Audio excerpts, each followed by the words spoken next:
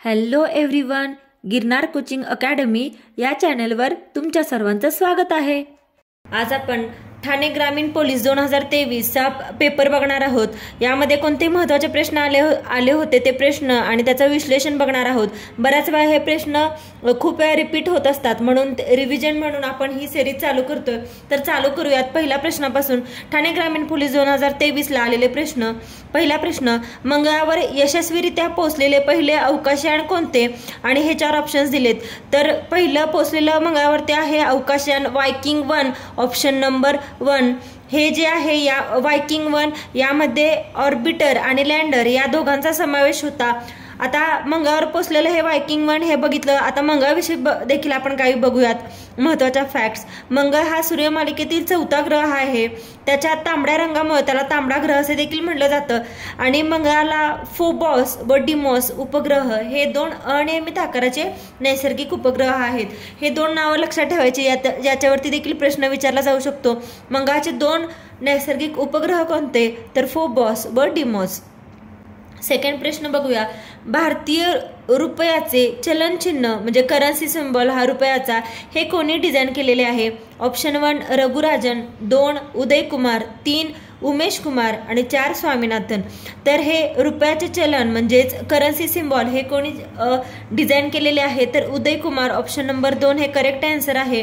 आणि उदय कुमार यांनी केलेलं हे चिन्ह 15 जुलै 2010 रोजी भारत सरकारतर्फे हे चलन चिन्ह जाहीर करण्यात आलं होतं। आणि हे चिन्ह देवनागरी लिपीतील अल्फा आणि लॅटिन लिपीतील पी या अक्षरांना लक्षात ठेवून बनवण्यात आलेला आहे। हा देखील महत्त्वाचा प्रश्न आहे। नेक्स्ट क्वेश्चन बघूयात। प्रश्न नंबर 3, राज्यसभेचा सभासद म्हणून नियुक्तीसाठी वयाची अट काय असते? ऑप्शन 1 30 वर्षापेक्षा कमी नसावे, 2 35 वर्षापेक्षा कमी नसावे, 3 30 वर्षापेक्षा जास्त नसावे आणि 4 यापैकी नाही। तर याचं करेक्ट उत्तर आहे ऑप्शन नंबर 1। तर राज्यसभेचा सभासद होण्यासाठी वयाची अट काय असते? तर ती 30 वर्षापेक्षा कमी नसावी ही वयाची अट असते। आणि लोकसभेचा सभासद म्हणून नियुक्तीसाठी किमान वय किती असतं? तर 25 वर्ष हे किमान वय असतं। क्वेश्चन नंबर 4 बघूया। भारतातील कोणत्या शहराला गुलाबी शहर म्हणजे पिंक सिटी म्हणून ओळखले जाते? ऑप्शन 1 म्हैसूर, 2 शिमला, 3 जयपूर आणि 4 हैदराबाद। तर पिंक सिटी म्हणजेच गुलाबी शहर म्हणून जयपूरला ओळखलं जातं। या प्रश्नाचं ऑप्शन बरोबर 3 हे बरोबर उत्तर आहे। गुलाबी शहर म्हणजेच जयपूर। तसंच अजून कोणत्या शहरांना कोणत्या नावाने ओळखलं जातं त्या फॅक्ट्स देखील आपण बघूयात। हे देखील लक्षात ठेवा, याच्यावरती देखील प्रश्न विचारले जातात। गोल्डन म्हणजे सुवर्ण सिटी असं अमृतसरला म्हणतात, स्पेस सिटी बेंगलोरला म्हणतात, ट्विन सिटी हैदराबाद आणि सिकंदराबादला म्हणलं जातं। भारताचे मँचेस्टर म्हणून अहमदाबादला ओळखलं जातं। भारताचे लंडन कोलकाताला म्हणलं जातं। 7 बेटांचे शहर हे मुंबई आहे। भारताचे प्रवेशद्वार देखील मुंबई। आणि पर्वतांची राणी म्हणून कोणत्या शहराला ओळखलं जातं? तर मसुरी, जे की उत्तराखंडामध्ये आहे। नेक्स्ट क्वेश्चन बघूया। क्वेश्चन नंबर 5, अजीवनसत्वाच्या अभावी होणारा रोग कोणता? ऑप्शन 1 स्कर्वी, 2 रिकेटस, 3 रातांधळेपणा आणि 4 हाडांचा ठिसूळपणा। तर अजीवनसत्वाच्या अभावामुळे होणारा रोग आहे ऑप्शन नंबर 3 रातांधळेपणा। तसंच अजून काही जीवनसत्वामुळे कोणते अभावी रोग होतात ते बघूयात। क जीवनसत्वामुळे स्कर्वी हा रोग होतो, ड मुळे रिकेटस, ड मुळे हाडांचा ठिसूळपणा, ई मुळे वांझपणा, के मुळे हिमोफिलिया, ब मुळे ॲनिमिया आणि बेरीबेरी आणि अ मुळे आता जे आपण बघितलं रातांधळेपणा असे रोग होतात। जीवनसत्वावरती हमखास प्रश्न विचारले जातात। दरवर्षीच्या पेपरमध्ये जीवनसत्वावरती प्रश्न असतातच, त्यामुळे हे टॉपिक अगदी व्यवस्थित करून ठेवले पाहिजेत। क्वेश्चन नंबर 6 बघूया। भारतात तयार झालेल्या पहिल्या उपग्रहाचे नाव काय? 1 आर्यभट्ट, 2 भास्कर, 3 इनसॅट-1, 4 ॲपल। तर भारतात तयार झालेल्या पहिल्या उपग्रहाचं नाव आहे ऑप्शन नंबर 1 आर्यभट्ट हे बरोबर उत्तर आहे। आर्यभट्ट हे पहिलं तयार झालेलं उपग्रह आहे। तसंच भास्कर हा भारताने तयार केलेला प्रायोगिक टूर संवेदन उपग्रह आहे। आणि अजून एक उपग्रह आहे रोहिणी, हा 35 किलो वजनाचा प्रायोगिक फिरकी स्थिर उपग्रह आहे। नेक्स्ट क्वेश्चन, प्रश्न क्रमांक 7, भारतरत्न सन्मान प्राप्त होणारे किंवा प्राप्त होताना पहिले बिगर भारतीय नागरिक कोण होते? ऑप्शन 1 नेल्सन मंडेला, 2 मदर टेरेसा, 3 खान अब्दुल गफार खान आणि 4 मिखाईल गोबिचेव। तर याचं करेक्ट आन्सर आहे ऑप्शन नंबर 3, खान अब्दुल गफार खान हे भारतरत्न प्राप्त झालेले होते, जे बिगर भारतीय नागरिक होते. आता या भारतरत्न पुरस्काराबद्दल देखील आपण काही जाणून घेऊया. हा भारतातील सर्वोच्च नागरी पुरस्कार आहे. याच्यावरती नेहमी प्रश्न विचारले जातात. भारतातील सर्वोच्च नागरी पुरस्कार कोणता, तर भारतरत्न.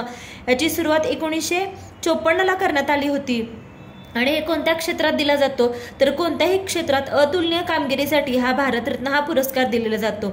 आणि आतापर्यंत हा 48 जणांना भारतरत्न प्राप्त झालेला आहे. त्यापैकी महाराष्ट्रातल्या किती जणांना झालाय, 9 जणांना, एकूण 48 जणांना, आणि त्यातल्या 9 जण हे महाराष्ट्रीयन आहेत.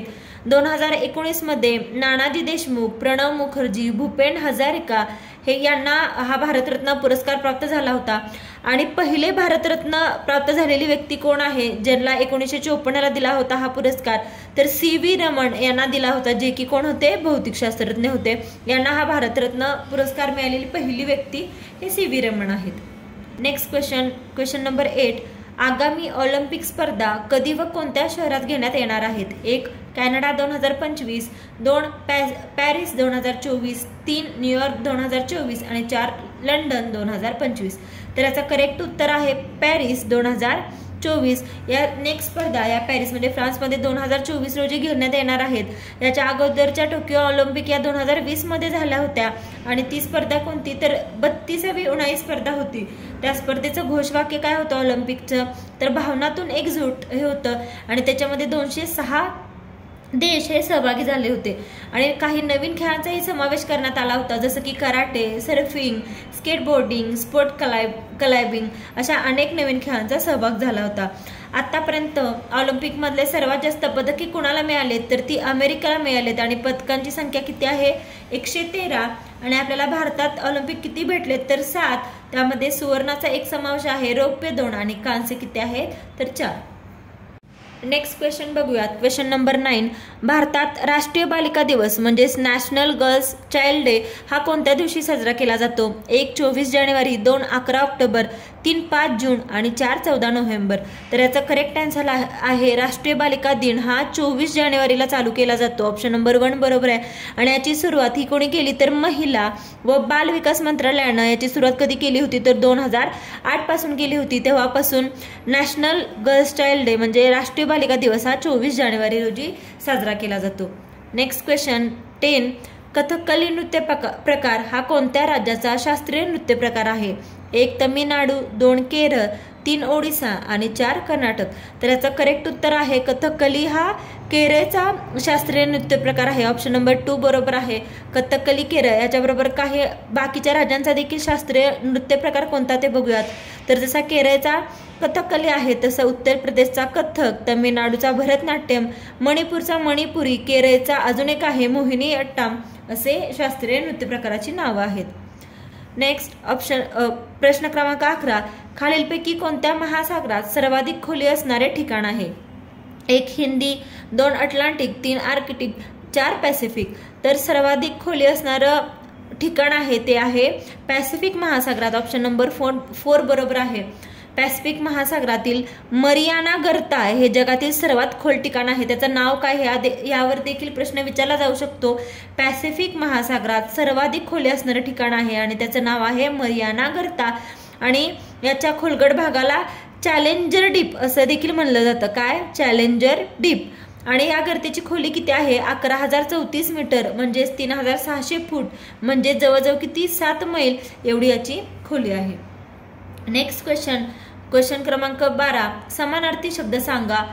तुंदिल तणू या शब्दाचा समानार्थी शब्द काय? 1 वदन, 2 आवर्तन, 3 ढेरपोट्या आणि 4 सरंजाम. तर तुंदिल तणू या शब्दाचा समानार्थी शब्द आहे ढेरपोट्या. ऑप्शन क्रमांक 3 बरोबर. याच्यासाठी आपल्याला समानार्थी शब्द पाठ करणं खूप महत्वाचं आहे. काही अजून समानार्थी शब्द आपण बघूयात. अध्वर्यू याला समानार्थी शब्द काय? नायक, मुख्य, प्रमुख. अमलला समानार्थी शब्द काय? कैफ, नशा, उन्माद, प्रभाव. कवनला कोण, काय, कोणता. क्वेश्चन नंबर 13 बघूयात. समानार्थी शब्द सांगा. सौकर्य या शब्दाचा समानार्थी शब्द काय? ऑप्शन नंबर 1 सुलभता, 2 जवान, 3 सुकुमार आणि 4 सहवास. तर सौकर्य या शब्दाचा समानार्थी शब्द आहे सुलभता, ऑप्शन नंबर 1 बरोबर. तसंच अजून काही शब्द बघूया आणि त्याचे समानार्थी शब्द. नीरवचा समानार्थी शब्द निशब्द किंवा शांत असतो. पथारीचा अंथरूण किंवा बिछाणा असतो. ज्ञाता म्हणजेच काय? सुज्ञ, शहाणा किंवा जाणता असं देखील म्हटलं जातं. नेक्स्ट क्वेश्चन, प्रश्न क्रमांक 14. दुसऱ्याच्या ताब्यात असलेला असा या शब्दसमूहासाठी शब्द कोणता असे विचारले.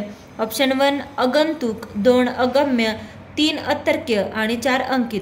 तर याचा करेक्ट आन्सर आहे ऑप्शन नंबर 2 अगम्य. दुसऱ्याच्या ताब्यात असलेला असा याच्यासाठी कोणता शब्द आहे तर अगम्य. जसं ह्याच्यासारखीच आपण काही शब्दसमूह बघूया.